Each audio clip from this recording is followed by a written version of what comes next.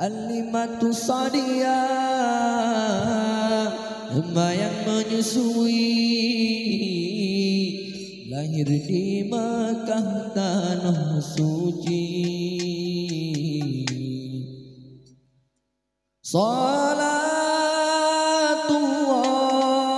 salamullah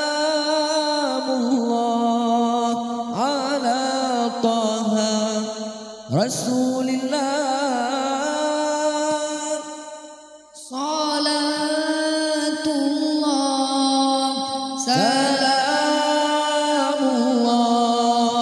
ala Yasin Habibillah.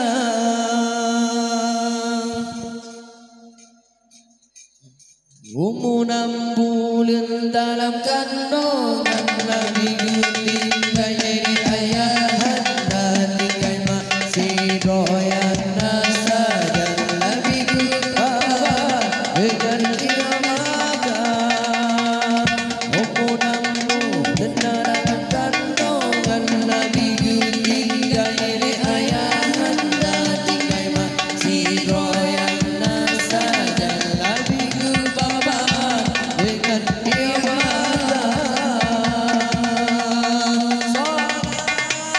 Salatullah salamullah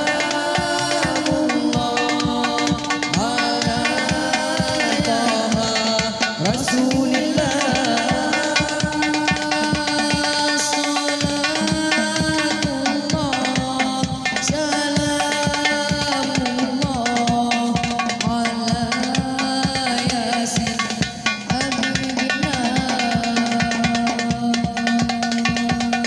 Wate pemangan Nabi ya rahmatan ayah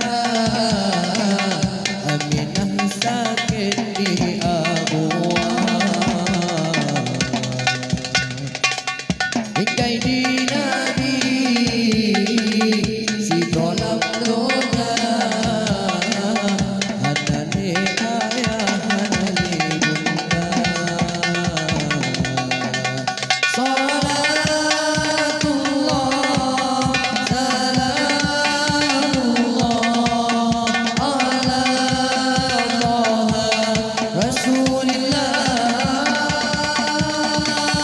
Salatullah salamullah ala Yasin Habibillah. Habibul